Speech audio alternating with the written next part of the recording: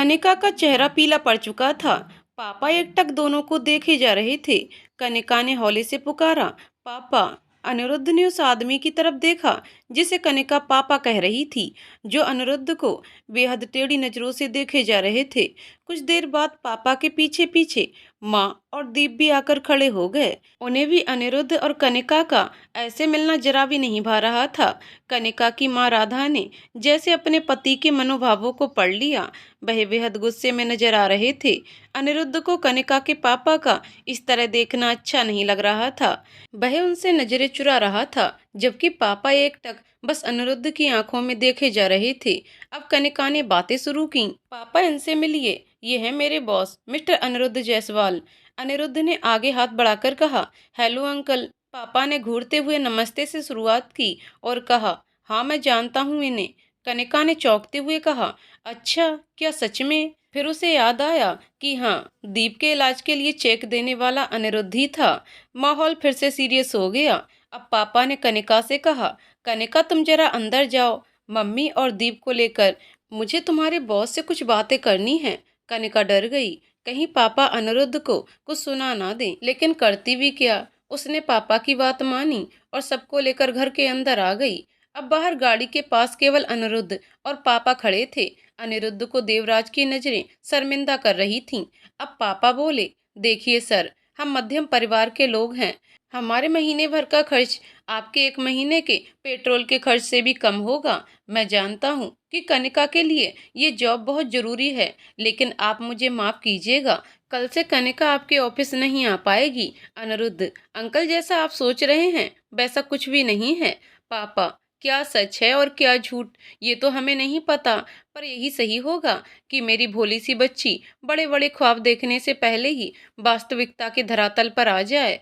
आपकी चकाचौंध की दुनिया से उसे दूर होने में दुख तो होगा, क्योंकि वह उड़ान भरने को तैयार है, लेकिन उसे पता नहीं कि ये दुनिया ऊपर से जितनी अच्छी दिखती है, अंदर से उतनी ही खोखली है। उसे समझ नहीं है लोगों के व्यवहार की। बड़ी मासूम और भोली है। मैं अपनी बेटी को समझा दूंगा।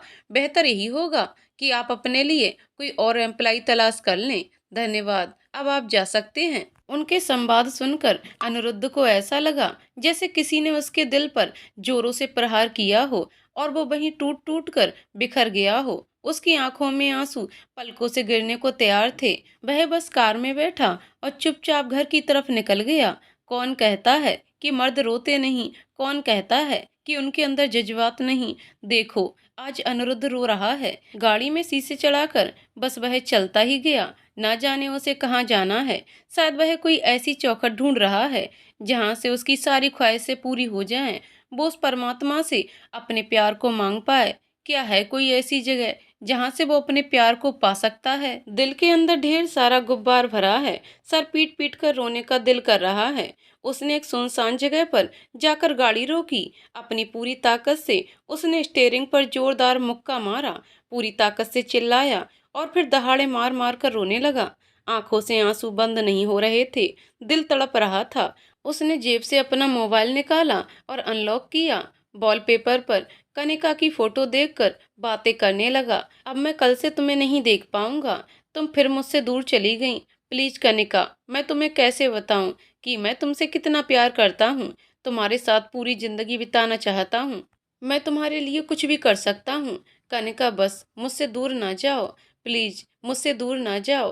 तुम एक ही हो जो मुझे समझती हो। मेरे पैसों के पीछे नहीं भागती। तुम वापस आ जाओ कनिका। वादा करता हूँ तुम्हें कोई तकलीफ नहीं होने दूंगा। पर क्या तुम मेरे प्यार को महसूस कर पाती हो? मेरी फीलिंग्स को समझती हो? कुछ तो इशारा दो, वरना मैं पागल हो जाऊंगा। लगभग 1 घंटा हो गया अनिरुद्ध को वहां रोते हुए। ना चाह कर भी उसने गाड़ी घर की तरफ बढ़ा दी। वह जाना नहीं चाहता था, पर समय ज्यादा हो चुका था। सोमा काका बाहर खड़े होकर अनिरुद्ध का इंतजार कर रहे थे। अनिरुद्ध ने गाड़ी बंगले के अंदर की और कार से उतरा। उसे देखकर सोमा काका झट से पहचान गए कि कोई ना कोई बात तो जरूर है। अनिरुद्ध भले ही किसी को दिखाना नहीं चाहता था, लेकिन उसकी हालत देखकर ही पता चलता था जैसे वह फूट फूट कर रोया हो। चाबी को टेबल पर फेंकते हुए वह अपने रूम की तरफ आगे बढ़ा।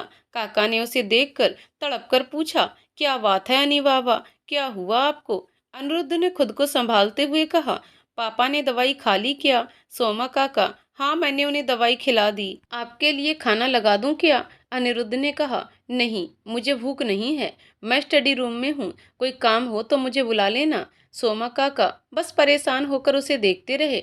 अनिरुद्ध को जाने की कहकर पापा सीधे घर में दाखिल हुए। उनकी शक्ल देखकर लगता था मानो वह कनिका से बेहद गुस्सा हैं।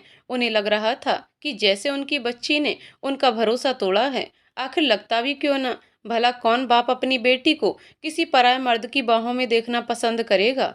कनिका जो अपनी मम्मी और भाई के साथ बैठी बातें कर रही थी, पापा ने जोरों से चिल्लाते हुए उसे उंगली दिखाकर कहा, कल से तुम्हारा ऑफिस जाना बंद। कनिका, पर पापा आप जैसा समझ रहे हो वैसा कुछ भी नहीं है। लेकिन पापा ने कनिका की एक ना सुनी, वह पैर पटकते हुए वहां से चले गए। कनिका ने अपनी माँ की तरफ देखा और रोते हुए कहा, सच कहती हूँ मम्मी, हमारे बीच कुछ भी गलत नहीं है। मम्मी, पर जिस तरह से वो तुम्हें देखता है उससे तुम ऐसा दर्शाती हो कि जैसे तुम दोनों प्यार में हो। माँ के मुंह से ऐसी बातें सुनकर कनिका सोच में पड़ गई। क्या सच में वो अनिरुद्ध से प्यार करने लगी है? अगर ऐसा नहीं है तो वह सीधे सीधे पापा से बात क्यों नहीं कर पा रही? आखिर क्या है जो उसे रोक रहा है? माँ बोलती गई, देखो कनिका, वह हमारे स्तर का परिवार नहीं है। हम कहाँ मिडिल क्लास और कहाँ वो हाई प्रोफाइल। बहुत दिक्कत आ जाएगी बेटा। मैं तुम्हारे पापा के फैसले को स्वीकार करती हूँ और तुमसे भी यही उम्मीद है मुझे। इतना कहकर मम्मी भी कनिका को उसके कमरे में छोड़कर चली गईं। कनिका अपने बिस्तर में पड़े हुए ना जाने क्या क्या बड़बड़ाए जा रही थी। ये क्या हो गया है मुझे? क्या मैं सच में अनिरुद्ध से प्यार कर बैठी हूँ या फिर ये सिर्फ मेरे मन का भ्रम है? अगर ये केवल भ्रम है तो मुझे पापा के फैसले पर इतना बुरा क्यों लग रहा है? कुछ समझ नहीं आ रहा। हे भगवान जी, रास्ता दिखाइए। रात के 2 बज गए थे। सोमेश अंकल अपने बिस्तर पर आराम से सो रहे थे। तभी अचानक उन्हें लगा जैसे कोई उनके पैरों पर पानी की बूंदें गिरा रहा है। वह अनिरुद्ध था जो उनके पैरों को पकड़कर अपने अश्कों से भिगोए जा रहा था।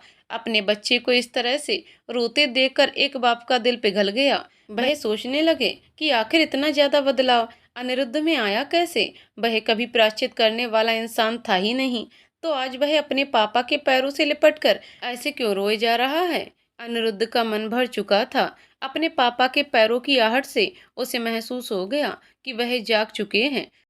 अब अनिरुद्ध बोलता चला गया, मैं जानता हूँ मेरा कोई हक नहीं है आप पर अपनी इच्छाओं को थोपने का। उसने कहा था कि मैं आपसे माफी मांगू तो वह एग्रीमेंट पर साइन कर देगी, लेकिन अब सब गड़बड़ हो गई पापा। अब वह कभी नहीं लौटेगी। उसके पापा ने कहा कि कल से वह नहीं आएगी।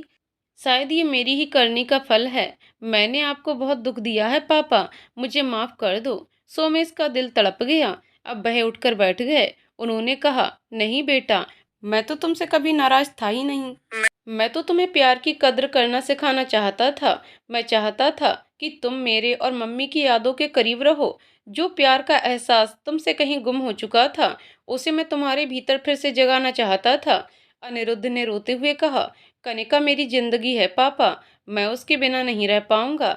पापा, ओह अनी, मेरे बेटे, वह तुम्हारे लिए ही तो बनी है। किस्मत तुम दोनों को फिर से मिलवाएगी। बस तुम्हें खुद पर और अपने प्यार पर भरोसा होना चाहिए। अनिरुद्ध, पर कैसे पापा? अभी तक वह मेरे प्यार को समझ तक नहीं पाई है, तो वह कैसे मेरी बनेगी? पापा मुस्कुराए और कहने लगे, प्यार समझा नहीं जाता अनिरुद्ध, बस महसूस किया जाता है। और मैं ये दावे के साथ कह सकता हूँ कि कनिका भी तुमसे उतना ही प्यार करती है। बस तुम सब्र का दामन थामे रखो, देखना सब ठीक हो जाएगा। कभी भी उम्मीद मत छोड़ना। पापा की बातों ने अनिरुद्ध को सोचने पर मजबूर कर दिया था। सुबह हो चुकी थी। कनिका रात भर सोई नहीं। उसकी आंखें देखकर लगता है जैसे वह बहुत रोई हो। मम्मी के आ जाने के बाद कनिका पर घर के काम का प्रेशर कुछ कम ही था। उसने घड़ी की तरफ देखा जो 9:30 बजा रही थी। आज मम्मी ने भी उसे उठाया नहीं था। तभी मम्मी की आवाज आई, कन्नू उठ जाओ बेटा, तुमसे मिलने तनु आई है। कनिका ने कहा, तनु इस वक्त? लेकिन तनु को जरा सा भी सब्र नहीं हो रहा था। वह कनिका से मिलने सीधे उसके रूम में पहुंच गई। उसके चेहरे पर खुशियां साफ झलक रही थीं, पर जैसे ही उसने कन्नू का चेहरा देखा उसने अपनी खुशियों को ताले में बंद कर दिया। वह आई तो चहकते हुए थी, लेकिन कनिका को मायूसी में देखकर उसने खुद को उसके रंग में ही ढाल लिया। आखिर दोस्त यही तो करते हैं, आपकी खुशी में दोगुने खुश हो जाएंगे और आपके दुख में भी दोगुने दुखी। तनु ने बिस्तर पर पड़ी कनिका के पास बैठते हुए चिंतित होकर पूछा, कन्नू क्या हुआ, क्या बात है? कनिका ने जवाब देते हुए कहा, कोई बात नहीं है, तू बता यहाँ कैसे आना हुआ, वो भी इतनी सुबह। तनु, देख गुलाबो, तू जानती है तुझे झूठ बोलना नहीं आता, अपनी हालत तो देख, किसी को भी मालूम चल जाएगा कि कुछ ना कुछ तो गड़बड़ है। कनिका का सब्र का बांध टूट गया। वह फिर से एक बार फूट फूट कर रोने लगी। उसे देखकर तनु ने उसे गले से लगा लिया और कहा, हे कनिका, यार प्लीज ऐसे मत रो, तुझे रोते देखती हूँ तो मेरा दिल दुखता है, प्लीज मत रो कन्नू, क्या हुआ मुझे बता। कनिका ने सारी बातें विस्तार पूर्वक तनु को बता दी। अब तनु ने कहा, ओ मेरी भोली दोस्त, क्या तुझे उससे प्यार तो नहीं हो गया? कनिका ने कहा, पता नहीं, लेकिन मैं उसके ही बारे में लगातार सोचती जा रही हूँ। तू सब जानती है मेरे बारे में, मुझे नहीं पता ये प्यार व्यार क्या होता है। तनु ने रोमांचित होकर कहा, अरे अरे, तूने फिल्में नहीं देखी क्या? उसमें जब हीरो हीरोइन में प्यार होता है तो यही सब तो होता है उन्हें भी। कनिका ने आंसू पोंछते हुए कहा, मतलब? अब तनु ने समझाया, देख, तेरा उसको देखकर शर्माना, उसकी केयर करना, उसके पर्सनल मैटर्स में पड़ना और फिर उसकी तरफ से तुझे अपनी प्राइवेट बातें बताना, तेरी डांट को भी प्यार से सुनना, फिर तुझे सही समय पर घर छोड़ने आना, तेरी फिक्र करना, यही सब तो प्यार की शुरुआत है पगली। हाँ, लेकिन उसकी जल्दबाजी के चक्कर में सारा रायता फैल गया, क्योंकि उसने तुझे समझने का मौका ही नहीं दिया और सीधे झप्पी पा ली तो तुझे भी बुरा लगा। मैं सही कह रही हूँ ना? कनिका ने उसकी बातें गौर से सुनकर कहा, क्या सच में मुझे प्यार हो गया है? तनु ने कहा, हाँ गुलाबो, तू तो गई काम से। अब कनिका के चेहरे पर एक सुकून की मुस्कान तैर गई और फिर वो बोली, अब मुझे क्या करना चाहिए तनु, बताना। अब तनु ने कहा, पहले तो तुझे ये पता लगाना चाहिए कि क्या वो तुझे सच्चा वाला प्यार करता है या फिर ये सिर्फ एक आकर्षण है और कोई जल्दबाजी नहीं। अपनी भावनाओं को काबू में रखकर तुझे ये सब पता लगाना होगा। कनिका, पर कैसे? उसके सामने आने पर मैं बहुत ज्यादा उत्साहित और शाय फील करती हूँ। तनु ने कहा, होता है ऐसा? कन्नू ने कहा, ओह, मैंने तुझे अपनी बातों में लगा दिया और तुझसे पूछा ही नहीं कि तेरी खुश होने की वजह क्या है। तनु नॉर्मल हो गई, जैसे उसे वजह पता चल गई हो। वह बोली, मेरी खुशी की वजह तू ही है। जैसा कि कल तूने अनिरुद्ध से मेरे जॉब को लेकर सिफारिश की थी, वह आज उसने एक्सेप्ट कर ली और सुबह सुबह ही मुझे कंपनी से कॉल आया था कि मैं वहां पर जॉब कर सकती हूँ। कन्नू ने कहा, मैं तेरे लिए खुश हूँ, चल फिर तू जॉब के लिए निकल। तनु ने मायूस होकर कहा, और तू क्या करेगी? कन्नू, मैं कहीं और जॉब देखूंगी, पर तुझे मेरा एक काम करना होगा। तनु, कैसा काम? कन्नू, तुझे वो चेक और एग्रीमेंट अनिरुद्ध सर को देने होंगे।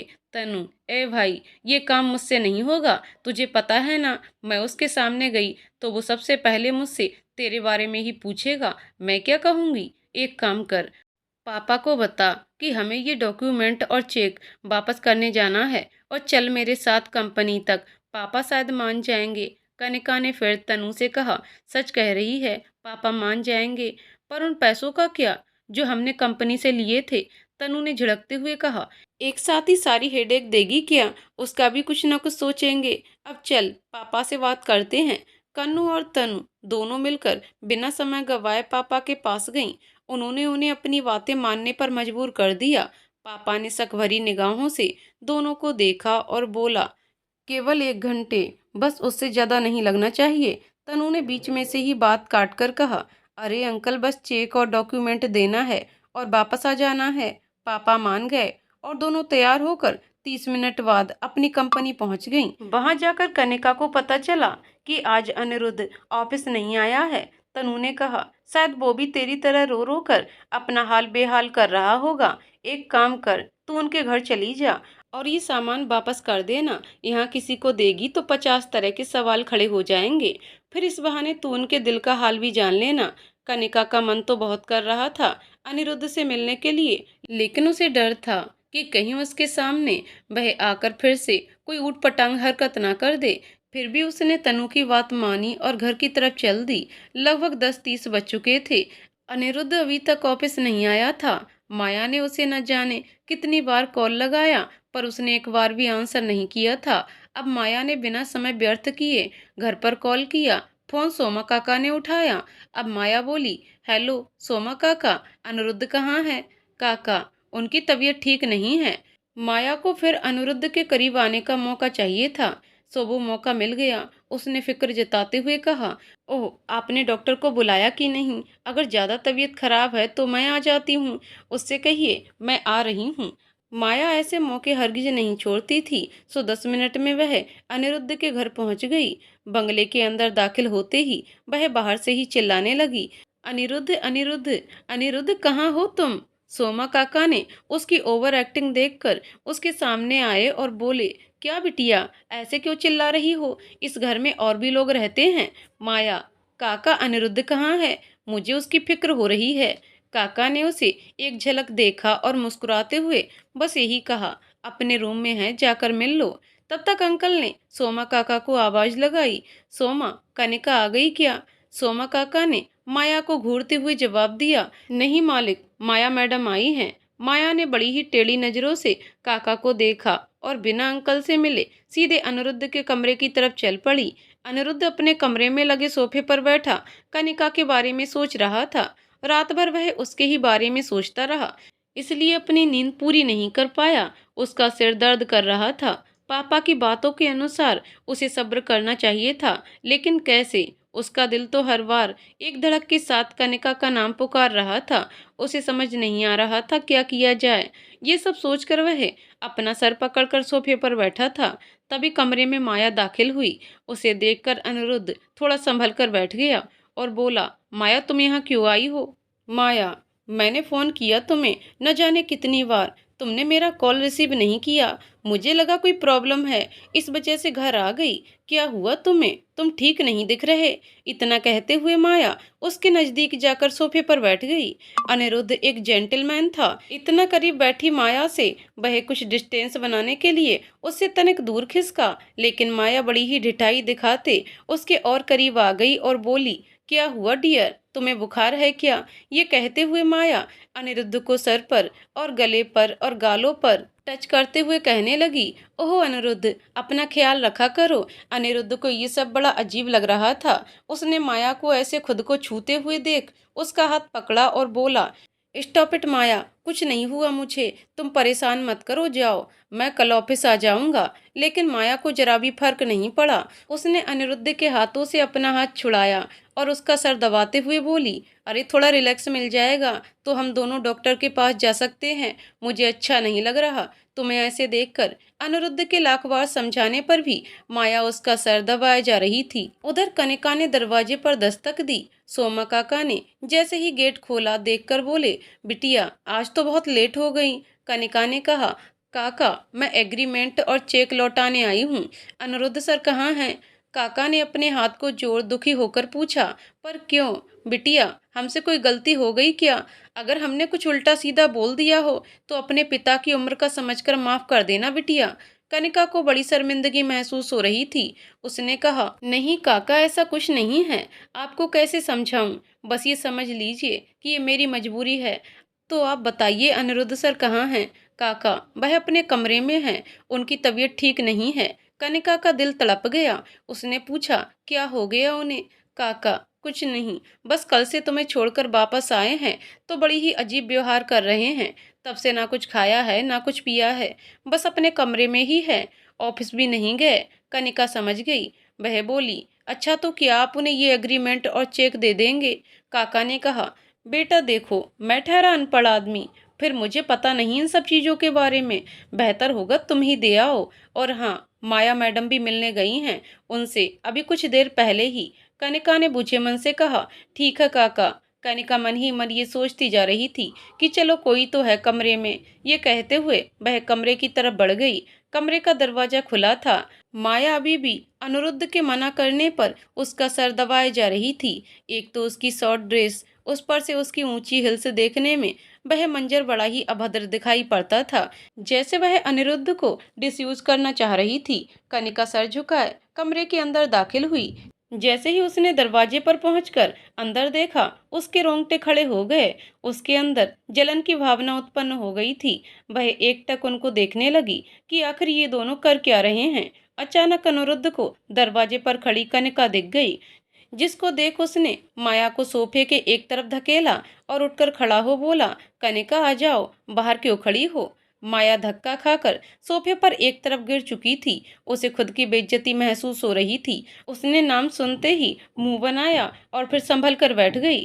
कनिका ने हिचकिचाते हुए कहा, कोई बात नहीं अनिरुद्ध सर, मैं बाद में आ जाऊंगी, प्लीज कैरी ऑन। ये सुनकर अनिरुद्ध को बहुत बुरा लगा। वह समझ गया कि माया की हरकतों को देखकर वह थोड़ी विचलित हो गई है।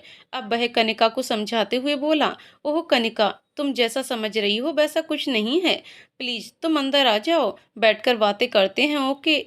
कनिका ये बात मान गई और कमरे में लगे सिंगल सोफे पर जाकर बैठ गई। अब उसने एक नज़र माया को देखा और फिर बोली, अनिरुद्ध सर, मुझे आपसे कुछ बातें करनी है।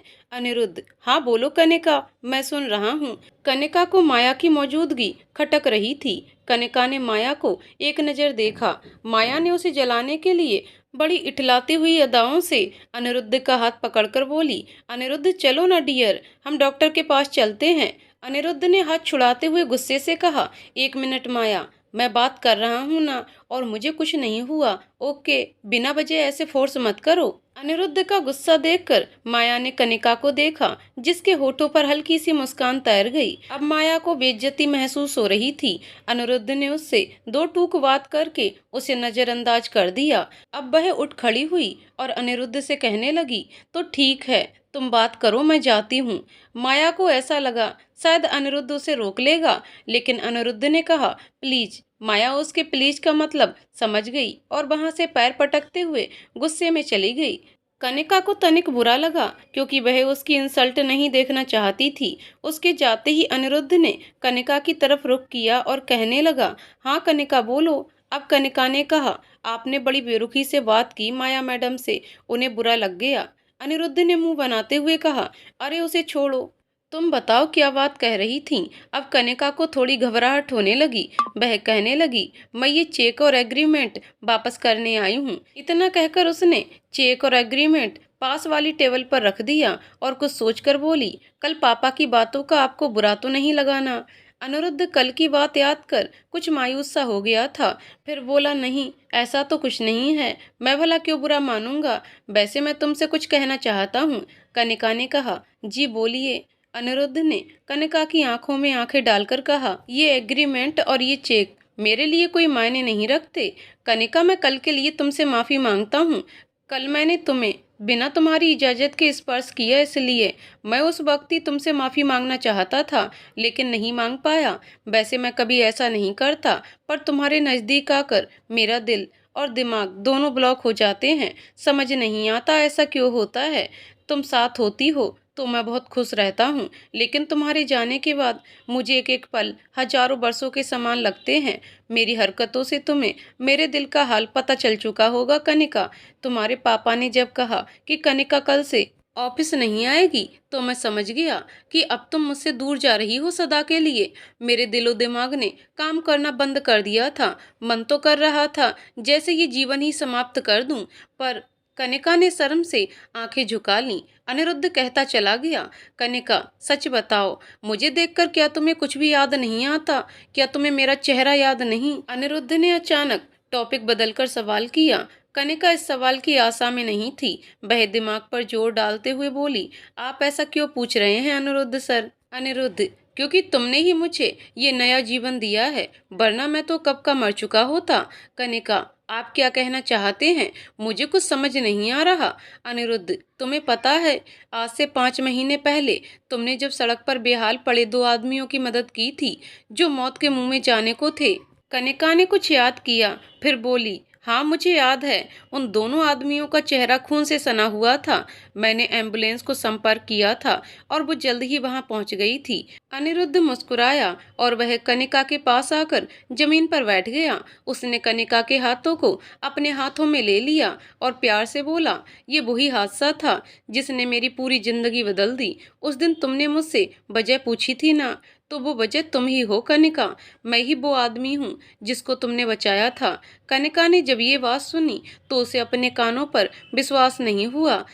वह अनिरुद्ध को बड़े ही आश्चर्यचकित होकर देख रही थी। अनिरुद्ध ने आंखों में प्यार भरकर कनिका को देखते हुए कहा, उस दिन मेरी जान बचाकर तुम न जाने कहाँ गायब हो गईं। डॉक्टर जब मुझे ऑपरेशन के लिए ले जा रहे थे तब तुम्हारा ही चेहरा मेरी आंखों में बसा हुआ था। मेरे अंदर जीने की चाहत दोगुनी हो गई थी कनिका। हॉस्पिटल में गुजरा हुआ मेरा हर एक दिन तुम्हें याद करने में बीता था। तुमसे मैं कुछ नहीं छिपाऊंगा कनिका, चलो मेरे साथ, मुझे तुम्हें कुछ दिखाना है। इतना कहकर अनिरुद्ध हाथ पकड़कर कनिका को खींचता हुआ रूम से बाहर ले आया। कनिका बस कठपुतली की तरह उसके पीछे पीछे चलती जा रही थी। दोनों जल्द ही स्टडी रूम के सामने खड़े थे। कनिका को याद आया कि सोमा काका ने उसे इस रूम की तरफ जाने से मना किया था। अब अनिरुद्ध ने कनिका से कहा, शायद तुम्हें ये सब मेरा पागलपन लगे। इतना कहकर उसने रूम खोला और कनिका की तरफ इशारा करते हुए उसे अंदर जाने को कहा। कनिका का दिल बहुत जोरों से धड़क रहा था। उसने कमरे में कदम रखा, वहां कोई किताब नहीं थी, बस कमरे में बड़ी बड़ी दीवारों पर कनिका के बड़े बड़े पोस्टर थे, उन पर चिपके हुए छोटे छोटे नोट्स। अब कनिका के मन में सवालों का अंबार खड़ा हो गया। वह अनिरुद्ध को बस देखे जा रही थी। अनिरुद्ध ने कहा, मैं जानता हूँ तुम सोच रही होगी कि क्या मेरा प्यार सच्चा है या फिर मैं तुमसे बस फ्लर्टिंग करता हूँ, तुम्हें पाना चाहता हूँ, पर ऐसा नहीं है कनिका, तुम नहीं जानती। हॉस्पिटल से निकलने के बाद मैंने सबसे पहले तुम्हें ही खोजना शुरू किया था। तुम्हारे बारे में सारी जानकारियां निकाली, न जाने कितनी बार कोशिश की तुम्हारे नजदीक आने की, लेकिन हर बार यही सोचकर रह जाता था कि अगर तुम मुझसे प्यार नहीं कर पाई तो। मैं नहीं जानता था कि किस्मत हमें कुछ इस तरह मिलाएगी। हर रात जब मुझे तुम्हारी याद आती थी तो इस रूम में आकर बैठ जाया करता था, तुम्हारी फोटोज निहारता रहता था। अगर तुम मेरी जिंदगी में नहीं भी आती तो भी मैं किसी से शादी नहीं करता और ऐसे ही अपनी पूरी जिंदगी तुम्हारी यादों के सहारे गुजार देता। कनिका रो पड़ी, उसकी आंखों में बड़े बड़े आंसू थे। उसको रोता देख अनिरुद्ध ने प्यार से उसके नजदीक जाकर कहा, प्लीज कनिका, ऐसे मत रो, मुझे बुरा लग रहा है। अगर तुम मुझसे प्यार नहीं करती तो भी कोई बात नहीं, मैं तुमसे कभी मुझे प्यार करने के लिए फोर्स नहीं करूंगा। कनिका चुप नहीं रही, वह बोली, आखिर कैसे कोई किसी को इतना प्यार कर सकता है। मैं सोचती थी ये सिर्फ कहानियों की बातें हैं, पर अनिरुद्ध, पर ये सच है कनिका। अब अनिरुद्ध अपने दोनों घुटनों को मोड़कर जमीन पर बैठ गया और बोला, कनिका, मैं तुमसे बहुत प्यार करता हूँ, इतना कि मुझे भी नहीं पता क्या तुम भी मुझसे प्यार करती हो। कनिका क्या कहती, वह बहुत खुश थी कि उसे भी कोई इतना प्यार करता है। आखिर एक स्त्री के जीवन की यही तो महत्वाकांक्षा रहती है कि कोई उसे बेहद प्यार करे, सिर्फ उसी का बनकर रहे, उसी के साथ वह उसके जीवन के सफर को साझा कर सके। वह शर्माकर बोली, अनिरुद्ध सर, मैं भी आपसे बहुत प्यार करती हूँ। उसे हकलाते देखकर अनिरुद्ध उठ खड़ा हुआ और फिर जोर से अपना मुंह उठाकर हंस पड़ा और बोला, पता है तुम कितनी मासूम हो। अब से अनिरुद्ध सर नहीं कनिका, सिर्फ अनिरुद्ध कहोगी। कनिका ने प्यार से डूबी अनिरुद्ध की आंखों में देखा। उसे न जाने क्या हो गया था, वह बस उनमें खो जाना चाहती थी। अनिरुद्ध भी कनिका के करीब खड़ा उसे प्यार से देख रहा था। कनिका ने शर्म से आंखें चुराते हुए कहा, तो क्या अब से हम लवर्स हैं। अनिरुद्ध ने कहा, बिल्कुल। कनिका ये सुनकर घबरा गई और बोली, तो क्या अब आप मुझे किस करने वाले हो। अनिरुद्ध अब की बार उसके और नजदीक आ खड़ा हो गया, अपने हाथों को कनिका की कमर में डाल उसे अपनी तरफ खींचा और दोनों बेहद करीब थे। दोनों की सांसें एक दूसरे को महसूस हो रही थीं। अपनी शरारती आंखों से देखकर अनिरुद्ध ने कहा, अगर तुम चाहती हो तो हम किस कर सकते हैं। कनिका, जो अनिरुद्ध की बाहों में बिखर जाना चाहती थी, वह थोड़ा होश में आई और अपने मुंह पर दोनों हाथ रखकर बोली, मैं ऐसा कुछ नहीं चाहती, अब आप मुझे छोड़ेंगे। अनिरुद्ध ने कनिका को छोड़ दिया और पेट पकड़कर हंस पड़ा। उसको ऐसे हंसते देख कनिका ने बच्चों जैसा मुंह बना लिया। अब अनिरुद्ध चुप हो गया, फिर प्यार से कनिका के गालों को छूते हुए बोला, तो कनिका, मैं तुमसे वादा करता हूँ, बिना तुम्हारी इजाजत के मैं तुम्हें नहीं छूऊंगा। मैं तुम्हारे हर फैसले की इज्जत करूंगा और तुमसे जल्दी से जल्दी शादी करूंगा। कनिका फिर शर्मा गई। अब की बार वह दौड़कर स्टडी रूम से बाहर चली गई। अनिरुद्ध वहीं खड़ा रह गया। बाहर आकर उसे अब केवल अनिरुद्ध की बातें याद थी। चलते चलते वह कब अंकल के रूम के सामने आ गई, पता ही नहीं चला। उसे लगा कि उसे अंकल से भी मिल लेना चाहिए। अब वह अंकल के रूम में दाखिल हो गई, जहां सोमेश अंकल अपने बेड पर लेटे हुए आराम कर रहे थे। कनिका ने खुशी से आवाज लगाई, अंकल कैसे हैं आप? अंकल, अरे बेटा तुम आ जाओ, मैं तुम्हारे बारे में ही सोच रहा था। कनिका मुस्कुराते हुए उनके पास आई और बोली, अब कैसी है आपकी तबीयत और क्या सोचा जा रहा है मेरे बारे में? अंकल ने कहा, तबीयत पानी तो बिल्कुल ठीक है बेटा, और मैं ये सोच रहा था कि कब तुम्हारे पापा से मिलने तुम्हारे घर आऊं। कनिका ने कहा, घर? लेकिन क्यों अंकल? अंकल, अनिरुद्ध का रिश्ता लेकर तुम्हारा हाथ मांगने। कनिका ने शर्म से पलकें झुका लीं और बोली, क्या आपको सब पता है? अंकल ने हंसते हुए कहा, हाँ बेटा सब पता है। तुम्हारे प्यार ने अनिरुद्ध को बदल दिया, और धन्यवाद मुझे मेरा पुराना अनिरुद्ध लौटाने के लिए। कनिका ने कुछ नहीं कहा, बस चुप ही रही। फिर अंकल ने कहा, क्या तुम चाय पियोगी? कनिका, नहीं अंकल, बहुत समय हो गया है। पापा ने बस 1 घंटा ही बोला था, लेकिन लगभग 2 घंटे से ज्यादा समय हो रहा है।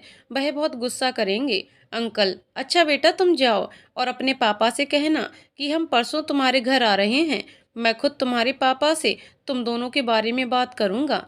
कनिका खुश हो गई। वह भी अनिरुद्ध से शादी करना चाहती थी। जल्दी ही उसने अंकल से विदा ली और अपने घर की तरफ आ गई। घर का माहौल बड़ा ही सहमा सा था। कनिका की माँ समझ नहीं पा रही थी कि उनके पति इतना गुस्सा क्यों कर रहे हैं। वह बोली, आप मिलन की बात से सहमत हो? कि उसने कनिका को कहीं और देखा। देवराज, राधा, मिलन एक निहायत ही शरीफ लड़का है। उसने अभी तक कभी भी झूठ नहीं बोला। उसने खुद मुझे फोन करके कहा कि कनिका किसी के बंगले के अंदर जा रही थी। अब बताओ मैं इस लड़की का क्या करूं? तुम समझ नहीं रही हो, पर कहीं ना कहीं मुझे ये लगता है कि हमारी लड़की बिगड़ती जा रही है। राधा का मन चिंतित हो गया। वह बोली, परिस्थितियों की वजह से हम उस पर ध्यान नहीं दे पाए। अब आप ही बताइए हम क्या करें? देवराज कुछ कह पाते उससे पहले ही कनिका घर का दरवाजा खोलते हुए अंदर दाखिल हुई। पापा ने उसे देख छूटते ही सवाल किया, कहाँ गई थी? कनिका को लगा कि अभी ये सब बताने का समय नहीं है, सो उसने बड़ी आसानी से जवाब दिया, आपको बताया था ना, ऑफिस गई थी। पापा उसके पास आए और चिल्लाते हुए बोले, कितना झूठ बोलेगी कनिका? मिलन ने तुम्हें किसी जायसवाल निवास के बंगले में जाते हुए देख लिया, तो सब सच बताओ, तुम कहाँ गई थी? कनिका घबरा गई। वह सोच रही थी कि ये क्या हो गया, आखिर मिलन ने उसे कैसे देख लिया।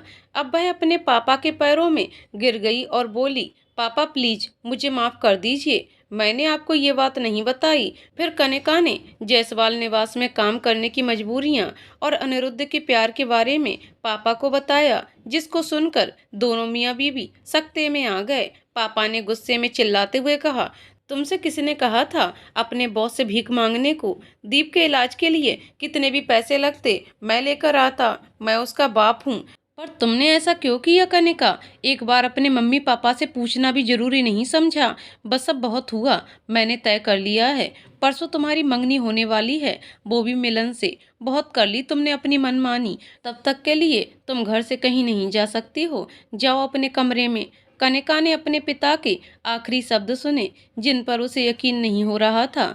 वह अचंभित होकर अपनी माँ को देखे जा रही थी, लेकिन क्या करती, अभी परिस्थिति उसके अनुकूल नहीं थी, इसलिए चुपचाप रोती हुई अपने कमरे की तरफ बढ़ गई। इधर तनु ऑफिस तो आ गई थी, लेकिन उसका मन अपनी दोस्त कन्नू की प्रॉब्लम में उलझा हुआ था। वह सोच रही थी कि क्या हुआ होगा, क्या कन्नू ने अपने दिल की बातें अनिरुद्ध से की होंगी। यही सब सोचते हुए वह अपने केबिन में बैठी कंप्यूटर स्क्रीन को निहार रही थी। दोपहर का वक्त हो चुका था, काम का बोझ भी ज्यादा था। अब तनु ने अपने बगल में रखी फाइलों को देखा और सोचा कि चलो अब थोड़ा काम किया जाए, फिर जल्दी से जल्दी जाकर सबसे पहले कन्नू से मिलूंगी। उसे थोड़ा आलस आ रहा था, इसलिए वह अपने केबिन से निकलकर ऑफिस के कैफेटेरिया की तरफ आई और कॉफी मशीन के पास खड़ी होकर एक कप कॉफी बनाने लगी। जल्द ही कॉफी बनाकर वह पास रखे टेबल पर बैठकर कॉफी एंजॉय करने लगी। तभी उसने दीवार के पीछे से किसी की आवाजें सुनी। व्यवहारिक तौर पर तनु ऐसी लड़की नहीं थी, वह किसी की बातों को कान लगाकर नहीं सुनती थी, और सुन भी लिया तो उसे नेग्लेक्ट कर दिया करती थी। लेकिन आज गौर देकर बातें सुन रही थी।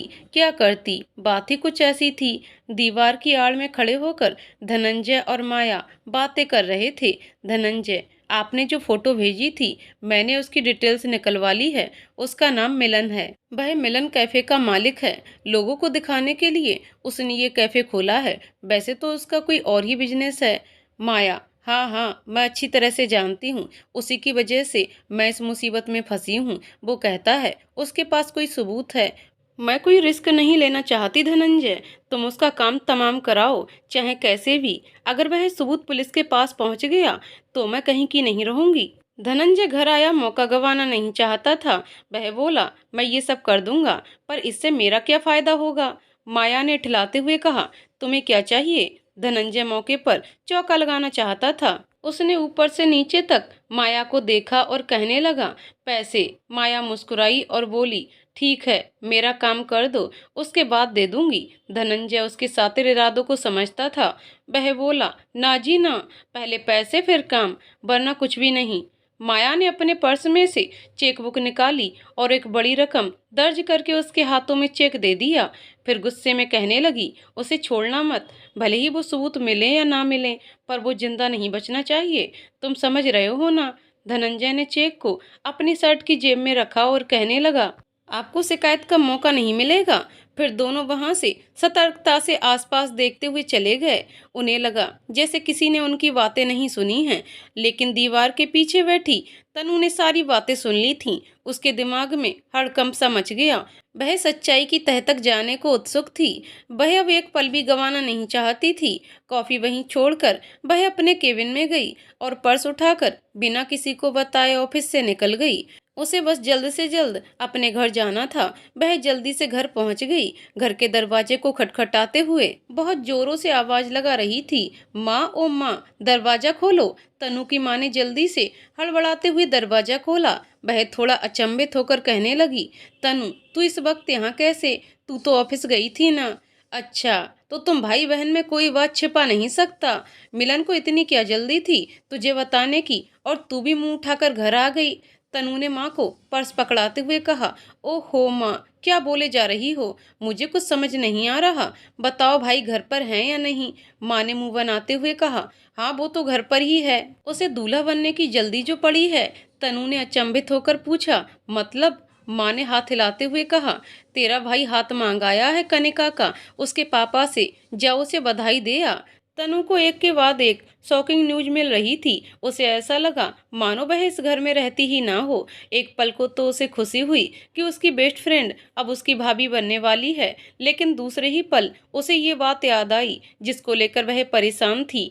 ऐसे ही अनेकों उलझने सवालों को मन में लिए वह बस दबे पांव मिलन के कमरे की ओर बढ़ गई। कमरे के कुछ नजदीक पहुंचकर उसे ये आभास हुआ कि जैसे मिलन किसी से फोन पर बात कर रहा था। आवाज सुन उसके कदम वहीं रुक गए। उसने मिलन की बातों को गौर देकर सुना। वह बोल रहा था, इतने आदमियों की जरूरत नहीं है, वहां कोई गार्ड नहीं है, सो हमारा काम आसानी से हो जाएगा। वैसे भी तुम ज्यादा लोग होते हो तो मुसीबत बनते हो। उधर से फोन पर कुछ सुनकर मिलन ने कहा, नहीं नहीं, इस बार प्लान में थोड़ी तब्दीली करेंगे। चोरी का माल फराज लेकर मलिक सेठ तक पहुंचेगा। इसी तरह की योजनाओं को बनाते हुए वह व्यस्त था कि अचानक उसके सामने तनु आकर खड़ी हो गई। उसे देखकर मिलन के शब्द हलक में अटक गए। वह कुछ न बोल सका। अपनी बहन को सामने खड़ा देख उसे लग रहा था जैसे वह पकड़ा जाएगा। वह अपनी सोचने समझने की शक्ति खो चुका था, लेकिन जल्द ही सामान्य होकर उसने अपनी बहन को देखा। तनु ने सवालिया नजरों से उसे देखते हुए अपने भाई से पूछा, चोरी? कैसी चोरी? मिलन ने अपना मुंह एक तरफ कर दांतों तले जीभ दबा ली और बात बदलते हुए फोन पर कहने लगा, हाँ तुम वो डोरी लेकर पहुंच जाओ, फिर आगे की बात मैं तुम्हें समझा दूंगा। चलो बाद में बात करते हैं। इतना कहकर उसने जल्दबाजी में कॉल कट कर दिया और तनु की तरफ मुड़कर कहने लगा, हाँ तू क्या कह रही थी? तनु ने अपनी बात दोहराई, किस चोरी की बातें चल रही हैं? मिलन ने बात घुमाते हुए कहा, चोरी नहीं पगली, डोरी। डोरी? तू भी क्या कुछ भी सुनती है? इतना कहकर बात बदलकर वह वहां से रफू चक्कर हो लिया। तनु का शक यकीन में बदल गया। वह जाते हुए अपने भाई को देखकर बुदबुदाई, अगर आप गलत हो भाई तो आपको कोई हक नहीं कनिका की जिंदगी तबाह करने का। इतना कहकर वह अपनी दोस्त के घर की तरफ मुड़ गई। अनिरुद्ध अपने कमरे में बेड पर लेटा हुआ था। वह पूरी तरह से कनिका का होना चाहता था, सो उसी की यादों में खोया हुआ था। कनिका के बगैर अब उसे एक भी पल जीना गवारा नहीं था। वह उन पलों को याद कर रहा था जब वह करीब आए थे। उसकी सांसों की महक ने अनिरुद्ध को पागल बना दिया था। वह मन ही मन ये सोचे जा रहा था कि काश मैं उस वक्त कनिका को चूम ही लेता। तभी दरवाजे पर काका आए। उन्होंने अनिरुद्ध को आवाज दी, अनी बाबा, पापा बुला रहे हैं। अनिरुद्ध ने काका की बात सुनी और जवाब दिया, हाँ काका, आप चलो, मैं आ रहा हूँ। इतना कहकर काका वापस लौटे। अनिरुद्ध जल्दी से उठकर खड़ा हुआ और पापा के कमरे की तरफ बढ़ चला। कमरे में पहुंचकर उसने देखा कि पापा पहले से ही उसका इंतजार कर रहे हैं। वह अनिरुद्ध को देखकर बोले, अनी आओ बैठो, तुमसे कुछ बात करनी है। अनिरुद्ध कुछ नहीं बोला, बस मुस्कुराते हुए पापा के पास उनके बेड पर जाकर बैठ गया। अब पापा बोले, मैंने कनिका को अपनी बहू बनाने का फैसला लिया है। परसों मैं और तुम उनके घर चलेंगे और उनके परिवार से मिलेंगे। अनिरुद्ध को अपने कानों पर विश्वास नहीं हुआ। वह सोच रहा था शायद किस्मत उनके साथ है, रास्ते अपने आप दिखाई दे रहे हैं। वह पहले ही इन सब बातों को सोचकर असमंजस में था कि क्या होगा, कैसे होगा। पर पापा की बातें सुनकर उसकी सारी परेशानियां हल हो गईं। अब उसे अपने सारे सपने सच होते नजर आ रहे थे। वह खुश होकर बोला, ठीक है पापा। शाम हो चुकी थी। तनु अपनी दोस्त कन्नू से मिलने उसके घर पहुंच गई थी। वह जानती थी कि इस वक्त कन्नू को सबसे ज्यादा उसकी जरूरत है। वह सीधे उसके कमरे में पहुंची जहां कनिका एक कुर्सी पर गुमसुम बैठी हुई थी। तनु ने दरवाजा खोला और अंदर दाखिल होते हुए उसे देखकर कनिका ने कहा, तनु। अपनी दोस्त को देखकर कनिका खुद को रोक नहीं पाई। उसकी आंखें नम हो गईं। अब तनु ने उसे गले लगाकर बोला, हाँ मैंने सुना है मम्मी से कि मेरा भाई तुझसे शादी करना चाहता है, लेकिन ये सब इतनी जल्दी कैसे? कनिका, मैं कुछ समझी नहीं। कनिका ने मायूस होकर कहा, कभी कभी जिंदगी हमसे बड़ा घिनौना मजाक करती है तनु। कुछ पल की खुशियां देकर फिर सब छीन ले जाती है। उम्मीदों की इमारतें बनाकर उन्हें धराशायी कर देती है। तनु ने अपनी दोस्त को प्यार से समझाया, ऐसा क्यों कहती है कन्नू? तू प्यार करती है अनिरुद्ध से और ये कोई गलत बात नहीं। कनिका दो पल सोचकर बोली, यार समझ नहीं आ रहा क्या कहूँ। लोग कहते हैं प्यार के लिए सदियां कम पड़ जाती हैं, पर हमारे प्यार को तो आधा दिन भी नहीं मिला तनु। पता नहीं ये कैसा प्यार है, कैसी परीक्षा है। तनु ने अपनी दोस्त को संभालते हुए कहा, क्या हुआ था, मुझे सब सच सच बता। कनिका ने अपनी बेइज्जती को पूरी बात बताई, जिसको सुनकर तनु भी समझ नहीं पा रही थी, लेकिन वह अपनी दोस्त को इस तरह रोता हुआ नहीं देख सकती थी। उसने कनिका को बाजुओं से मजबूती से पकड़ा और हौसला देते हुए बोली, कनिका, तू सिर्फ अनिरुद्ध की है, वो तुझसे सच्चा प्यार करता है। वरना तू ही बता, आज के जमाने में कौन किसी को इस तरह दीवानों सा होकर ढूंढेगा? तू केवल अनिरुद्ध के लिए बनी है और तुझे उसी की होना है। कनिका, लेकिन पापा ने कहा है कि मिलन परसों मंगनी की रस्म के लिए घर आ जाएगा। तनु बोली, देख कन्नू, हम तीनों बचपन के दोस्त हैं। मुझे नहीं पता कि भाई को तुझसे कैसे प्यार हो गया, पर वह भी तेरा एक अच्छा दोस्त है। तू बात करेगी तो वह जरूर तेरी बात समझेंगे। कनिका की आंखों में उम्मीद की किरण नजर आई। वह बोली, तो फिर बता, हम कब बात करें? तनु ने कुछ सोचते हुए कहा, कल चलते हैं। मैं अंकल आंटी से कह दूंगी कि तुझे कुछ खरीदारी करनी है और हम भाई के कैफे में जाकर बात कर लेंगे। बोल, क्या कहती है? कनिका सब चीज में राजी थी, सो उसने तनु की बात मान ली और फिर कल मिलने का कहकर तनु वहां से चली गई। कनिका बस सोचती रही। वह अनिरुद्ध को बहुत मिस कर रही थी। वह सोच रही थी कि काश मैं अपनी परिस्थितियों के बारे में किसी तरह से अनिरुद्ध को बता सकूं। अगर मिलन मेरी बातों को नहीं समझ सका और हमारी मंगनी हो गई तो मैं अनिरुद्ध को क्या मुंह दिखाऊंगी? वह फिर से पत्थर दिल बन जाएगा। उसकी जिंदगी में खुशियां भरने वाली मैं उसकी जिंदगी की सबसे बड़ी गलती बन जाऊंगी। वह कभी किसी पर भरोसा नहीं करेगा। उसे लगेगा कि मैंने उसके साथ बेवफाई की है, लेकिन मैं बेवफा नहीं हूँ अनिरुद्ध। हे भगवान, आप ही मुझे रास्ता दिखाइए। वह इतना सब सोच ही रही थी कि तभी उसके मोबाइल पर किसी अनजान नंबर से मैसेज आया। उसने मैसेज खोलकर देखा तो चौंक गई। उसमें लिखा था, hey baby, I miss you. Kanika ने उस मैसेज को कोई रिप्लाई नहीं दिया और मोबाइल एक तरफ रख दिया। कुछ देर बाद फिर एक मैसेज आया, इट्स मी अनिरुद्ध, जैसे ही उसने मैसेज पढ़ा वह खुद को रोक नहीं पाई। शायद उसे जरिया मिल गया था अनिरुद्ध से बात करने का। उसने जल्दी से उस नंबर पर कॉल किया। अनिरुद्ध ने एक रिंग में ही कॉल रिसीव किया और बोला, कैसी हो? कनिका आवाज़ सुनकर समझ गई कि ये अनिरुद्ध ही है। उसने सवाल करते हुए कहा, आपको मेरा नंबर कैसे मिला? अनिरुद्ध, अरे तुम्हें याद नहीं, तुमने कंपनी में अपना बायोडाटा दिया था, उस रोज ही मैंने तुम्हारा नंबर मोबाइल में सेव कर लिया था। कनिका को ये जानकर आश्चर्य हुआ। अब वह थोड़ी गंभीर होकर बोली, अनिरुद्ध, मुझे आपसे एक जरूरी बात करनी है। अनिरुद्ध, मेरे लिए तुमसे जरूरी और कुछ नहीं। कनिका, बोलो क्या बात है? कनिका, फोन पर नहीं बता पाऊंगी, क्या हम कल मिल सकते हैं? अनिरुद्ध, हाँ बिल्कुल, तुम बताओ कहाँ आना है? कनिका ने कुछ सोचते हुए कहा, मिलन कैफे, आप आ जाओगे ना? अनिरुद्ध हंसते हुए बोला, तुम्हारे लिए तो मैं कहीं भी जाने को तैयार हूँ, बस एक बार कह कर देखो। कनिका और ज्यादा बात करती तो रो देती, इस वजह से उसने अनिरुद्ध से अलविदा कहकर कॉल कट कर दिया। उसके ऐसे व्यवहार से अनिरुद्ध समझ गया कि कुछ तो गड़बड़ है। शायद कनिका किसी बात को लेकर बहुत परेशान है। अब वह दोनों कल का इंतजार कर रहे थे। सुबह होने को आई थी। पक्षी अपने घोंसलों से निकलकर भोजन की तलाश में उड़ चले थे। उनकी चहचहाहट से कनिका की आंख खुली। वह उस सुहाने दिन को देखकर मन ही मन ईश्वर को धन्यवाद कर रही थी। वह सोच रही थी, आज कैसे भी कर मिलन को अनिरुद्ध से मिलवाना है। उसे समझाना है कि वह और अनिरुद्ध एक दूसरे से बहुत प्यार करते हैं, इसलिए वह मंगनी की रस्म के लिए मना कर दे।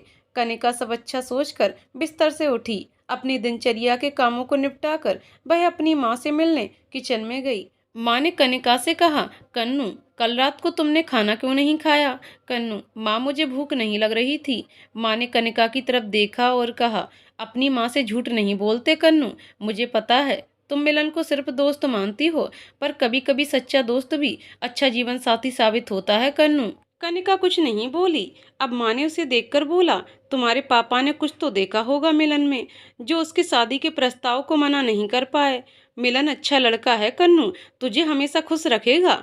कनिका बस चुप होकर माँ की बातें सुनती जा रही थी। माँ समझ गई कि कनिका धीरे धीरे इस रिश्ते को एक्सेप्ट कर ही लेगी, सो वह भी ज्यादा कुछ नहीं बोली। कनिका किचन से निकलकर वापस अपने कमरे में गई। तब तक तनु घर के बाहर स्कूटी लेकर खड़ी होकर चिल्लाने लगी, कन्नू ओ कन्नू। कनिका उसकी आवाज सुनी तो लपक कर कमरे से बाहर आई, लेकिन तब तक उसके स्वागत के लिए घर के दरवाजे पर माँ सामने आ चुकी थी। उसे देखकर बोली, क्यों, कहाँ जाने की तैयारियां हो रही हैं? तनु ने हिचकिचाते हुए कहा, कुछ नहीं आंटी, बस कनिका को कल के लिए कुछ शॉपिंग करनी है। वह मुझसे कल कह रही थी, सो मैं आ गई। माँ मन ही मन खुश हो गई। उन्होंने खुद कनिका को आवाज लगाई और उसे बुलाया। कनिका दौड़ते हुए आई और अपनी माँ से कहा, मैं 1 घंटे में वापस आ जाऊंगी माँ, अगर पापा पूछे तो आप बता देना। माँ ने राजी खुशी दोनों को जाने की परमिशन दे दी और खुद किचन की तरफ चली गईं। फिर दोनों स्कूटी पर बैठकर मिलन के कैफे की तरफ चल पड़ीं। रास्ते में कनिका ने अनिरुद्ध को कॉल करके उसे भी मिलन कैफे में जल्द से जल्द पहुंचने का न्योता दे दिया। तनु ने उसकी बातें सुनकर उससे पूछा, कन्नू, आखिर तू क्या करना चाहती है? कनिका ने कहा, मैं सारी प्रॉब्लम से निपटाना चाहती हूँ, किसी को अंधेरे में नहीं रखना चाहती, और इसीलिए मैंने अनिरुद्ध को भी बुला लिया है। तनु, क्या इससे काम बनेगा? मेरा मतलब है कि क्या इससे भाई मंगनी के लिए मना कर देंगे? कन्नू, कोशिश तो यही है, बाकी सब भगवान की मर्जी, अब तो बस उन्हीं का सहारा है। इतना कहकर तनु चुप होकर स्कूटी चलाने लगी। जल्दी ही वह दोनों कैफे पहुंच गई थीं। उन्होंने देखा मिलन कैफे के बाहर खड़े होकर एक नए बोर्ड का डिजाइन दे रहा था और उसे समझाते हुए किसी शख्स से बात कर रहा था। मिलन की नजर जब उन पर पड़ी तो वह बिल्कुल चौंक गया। अब तनु ने कन्नू को उसके पास उतार दिया और कैफे के एक तरफ साइड में अपनी स्कूटी खड़ी कर दी। फिर दोनों एक साथ मिलन के पास पहुंची। अब कनिका ने कहा, कैसे हो मिलन? मिलन, मैं ठीक हूँ, पर तुम दोनों इस वक्त यहाँ? तनु, वो भाई, कन्नू को आपसे कुछ बात करनी थी, इसीलिए मैं उसे यहाँ ले आई। मिलन, अच्छा, कोई खास बात है क्या कनिका? अब कन्नू और तनु एक दूसरे का मुंह ताकने लगी। फिर तनु ने कहा, आप दोनों बात करो, मैं कैफे के अंदर जाकर सब कुछ संभालती हूँ। इतना कहकर वह वहां से बेवजह की बातें बनाकर चली गई। अब मिलन और कनिका ही वहां अकेले खड़े थे। अब मिलन ने कहा, क्या हुआ कनिका, क्या बात है? कनिका को बोलने में हिचकिचाहट हो रही थी। फिर भी उसने एक गहरी सांस ली और बोली, मिलन, तुम इस मंगनी से इनकार कर दो। मिलन, पर क्यों? मैं नहीं कर सकता कनिका। मैं तुमसे प्यार करता हूँ। कनिका को सुनकर अजीब लगा। वह चुप सी हो गई। उसे ऐसे चुप देखकर मिलन बोला, बचपन से ही करता आ रहा हूँ, पर बोलने की हिम्मत ही नहीं हुई। मुझे नहीं पता कनिका कि मुझे कैसे प्यार हो गया, पर इस दुनिया में मुझे सिर्फ तुम्हें ही खुश रखना है। एक पत्नी के रूप में मैंने केवल तुम्हें ही इमेजिन किया है, इसीलिए ही तुम्हारे पापा से तुम्हारा हाथ मांगा। कनिका ने हिम्मत जुटाते हुए कहा, पर मिलन, मैं तुमसे प्यार नहीं करती। इस वाक्य ने मिलन के हृदय को झकझोर दिया। उसे अपने सपने, अपना दिल, सब कुछ टूटता सा नजर आया, लेकिन उसने अपने आप को संभाला और एक दोस्त होने के नाते दोस्ती का फर्ज निभाते हुए कहने लगा, मैं बहुत खुश हूँ कनिका। मुझे बताओ, कौन है वो खुशनसीब जिससे तुम्हें प्यार हुआ? कनिका ने उसे नाम बताना चाहा, तभी सामने सड़क के दूसरी तरफ अनिरुद्ध ने कार रोकी और फूलों का एक बुके लेकर कार से उतरा। अनिरुद्ध ने कैफे के सामने देखा, जहां कनिका और मिलन खड़े होकर बातें कर रहे थे। नजर पड़ते ही कनिका ने मुस्कुराते हुए अपना हाथ हिलाया और उसे हाय कहा। मिलन ने अपना चेहरा घुमाकर अनिरुद्ध को देखा। उसे सब समझ आ गया। अपने गम को छुपाते हुए वह बस कनिका की खुशी में खुश होने की कोशिश कर रहा था। तभी सामने से भयंकर आवाज करते हुई एक लॉरी वहां से गुजरी, जो अनियंत्रित होकर मिलन और कनिका को टक्कर मारते हुए निकल गई। अनिरुद्ध ये दृश्य अपनी आंखों के सामने देख पा रहा था। वह पूरी ताकत से चिल्लाया, कनिका! उस पलक झपकते हुए हादसे ने अनिरुद्ध का सब कुछ जैसे छीन लिया था। आसपास खड़े लोगों की भीड़ ने घेराबंदी कर ली थी। कैफे के अंदर बैठे सारे कस्टमर्स बाहर आकर हादसे की तफ्तीश करने में मशगूल थे।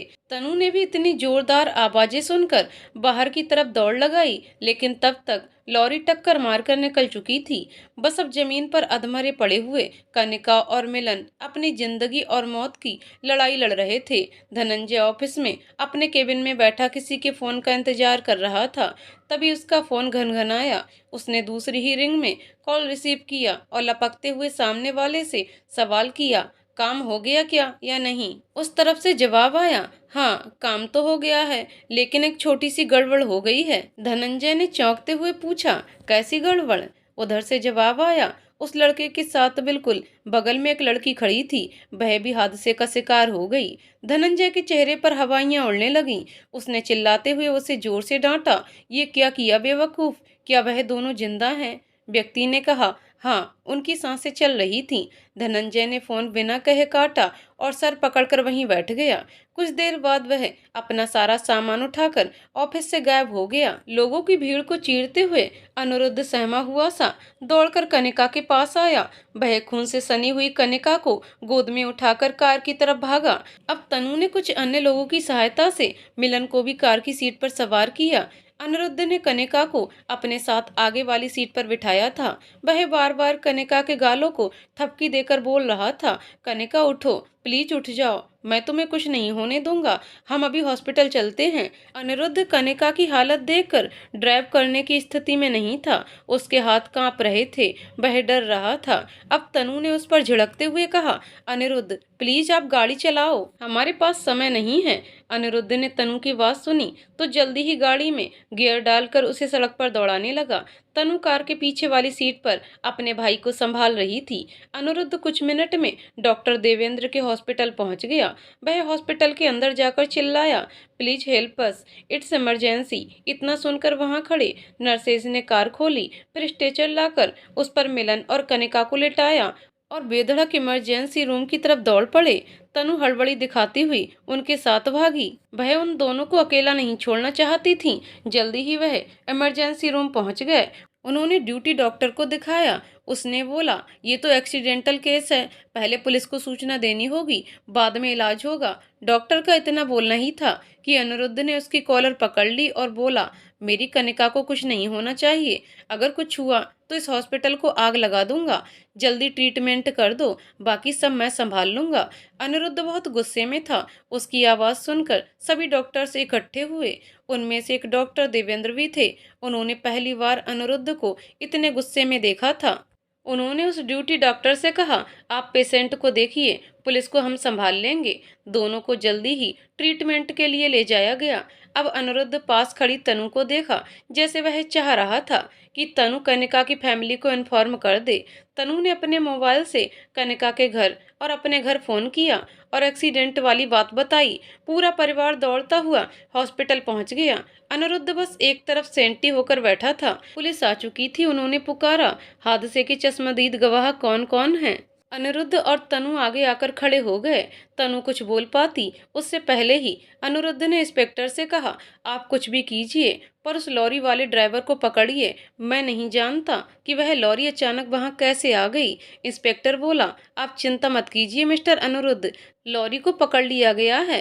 बस आप हमें ये बताइए कि क्या इन दोनों की किसी से दुश्मनी थी कि आपको किसी पर शक है? अनिरुद्ध ने कुछ याद करते हुए कहा, जहां तक मुझे पता है इनकी किसी से दुश्मनी नहीं थी। उनकी बातों को बीच में ही टोकते हुए तनु ने सबके सामने बोला, एक मिनट इंस्पेक्टर, मुझे शक है। अनिरुद्ध आश्चर्य से तनु को देखकर बोला, क्या कहना चाहती हो तुम? तनु ने कहा, मुझे शक नहीं, पक्का यकीन है कि मेरे भाई पर किसी ने हमला करवाया था, जिसकी चपेट में कनिका भी आ गई। अब इंस्पेक्टर से पहले ही अनिरुद्ध तनु की ओर गुस्से में देखते हुए बोला, कौन है वो? मुझे बताओ, मैं उन्हें जिंदा नहीं छोड़ूंगा।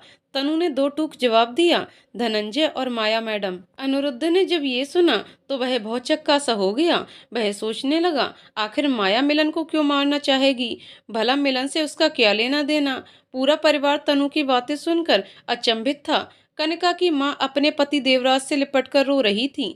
वह कहे जा रही थी, कल उसकी मंगनी होने वाली थी और आज ही उन दोनों का एक्सीडेंट हो गया। अनिरुद्ध उनकी बातें सुन पा रहा था।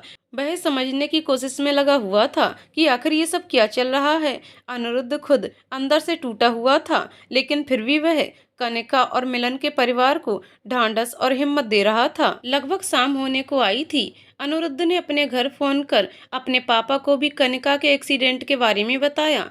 पापा से भी रहा नहीं गया। वह तुरंत सोमा काका को लेकर हॉस्पिटल पहुंच गए थे। अब मिलन को होश आ चुका था, लेकिन कनिका अभी भी बेहोशी थी। मिलन को ज्यादा चोट तो नहीं लगी थी। कुछ गहरे घावों के अलावा उसे 2-3 जगह फ्रैक्चर आए थे, लेकिन कनिका उसके सिर पर बहुत गहरी चोट लगी थी। डॉक्टर के अनुसार उसका होश में आना बहुत जरूरी था, वरना हालात और खराब हो सकते थे।